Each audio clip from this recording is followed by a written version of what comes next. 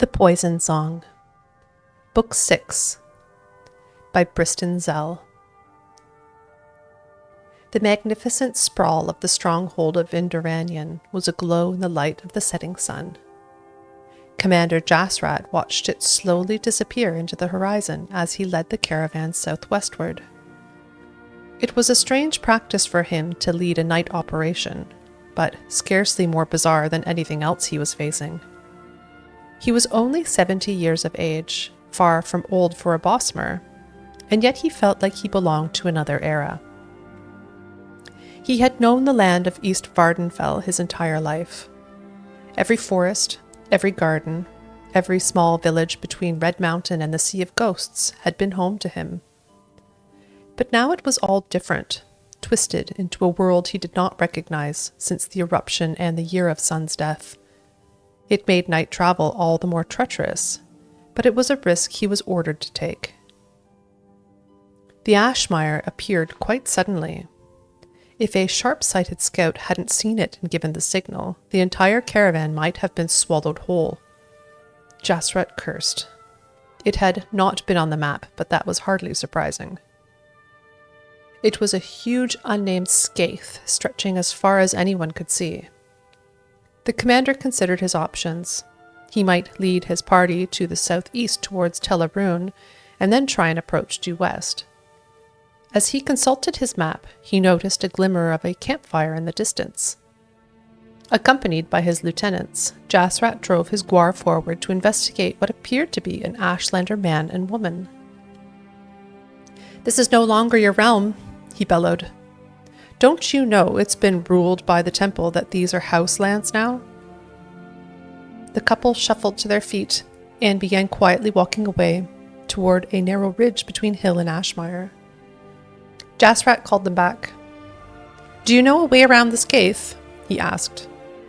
They nodded, their eyes still to the ground. Jasrat signaled to his caravan. "You will lead us then." It was a treacherous winding crossing, almost too tight for the guars. The wagons themselves scraped as the drivers pulled to avoid the Ashmire. The Ashlander man and woman whispered to one another as they led the caravan. "What are you mumbling about, Anwa?" Jasrat hollered. The man did not turn around. "My sister and I were talking about the Dagoth rebellion, and she was guessing that you were bringing arms to the stronghold at Fallen Serrano, which is why you chose to cross the Ashmire rather than taking a road." "I might have known," Jasrat laughed. "You Ashlanders are so hopeful whenever you see signs of trouble in the houses and the temple. I hate to dampen your spirits, but what you're speaking of is hardly a rebellion. Merely a few isolated incidents of unpleasantness. Tell your sister that." As they plodded onward, the narrow ridge began to taper even more. The Ashlanders found a low, jagged crevice in the hills, a crack from a lava flow even predating Sun's death. The caravan scored the rock walls as it moved through. Commander Jasrat, after 20 years of uncertainty in a land he did not understand, felt a twinge of his old instinct. This, he thought to himself, would be a fine place for an ambush. "Ashlander, how close are we?" he shouted. "We've arrived," Dagoth Typhon replied, and gave the signal. The assault was over in mere minutes, as it had been calculated from the start. When the last body of the house guard had sunk beneath the Ashmire, only then was the inventory of the caravan revealed. It was better than they had hoped, virtually everything the rebellion needed. Daedric swords, dozens of suits of armor, quivers of fine ebony bolts, and rations enough to last for weeks. "Go on ahead to the camp," Typhon smiled at his sister. "I'll lead the caravan. We should be there within a few hours' time." Akra kissed him passionately and gave the sign of recall. In an instant she was back in her tent, exactly as she had left it. Humming the song, she removed the Ashlander rags and chose an appropriately diaphanous gown from her trunks. Precisely the sort of dress Typhon would love seeing her in when he returned. "Murasa," she called to her servant, "summon the troops together. Typhon and the others will be here very soon with all the weapons and rations we need. Murasa can't hear you now, said a voice Akra hadn't heard in weeks. She turned, expertly removed every trace of surprise from her face. It was indeed Indoral Bainara, but not the quivering creature she had left behind at the massacre at Sandal House. This woman was an armored warrior who spoke with mocking confidence.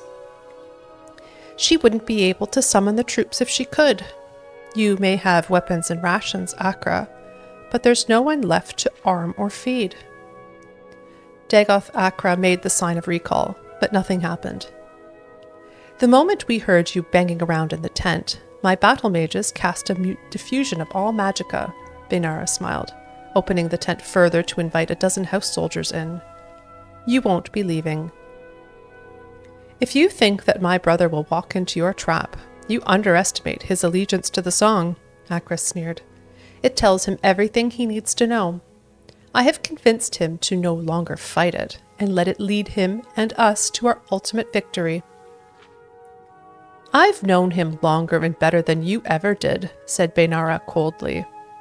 Now, I want to hear what the song is saying to you. I want to know where I can find Tay. Typhon, my lady, Akra corrected her.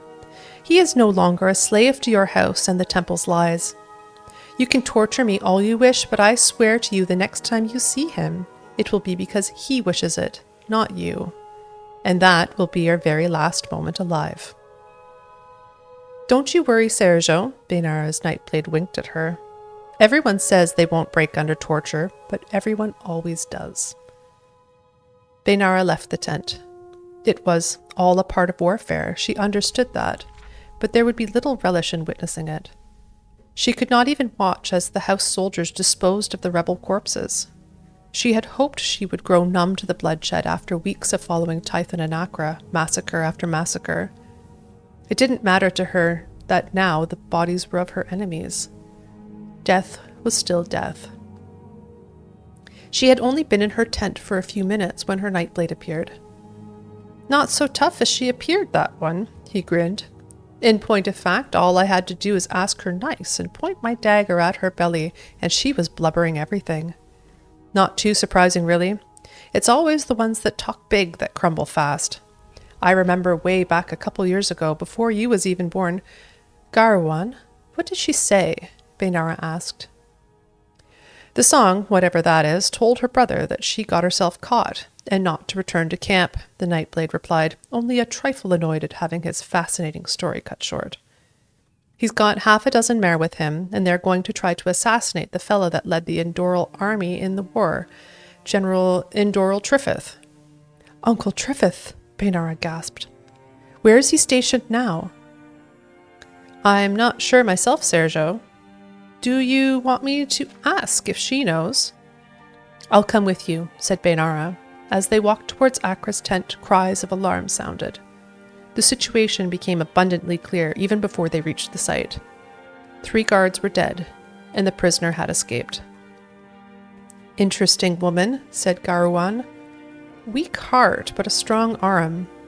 Should we send word of warning to General Indoral Triffith? If we can find where he is in time, said Bainara.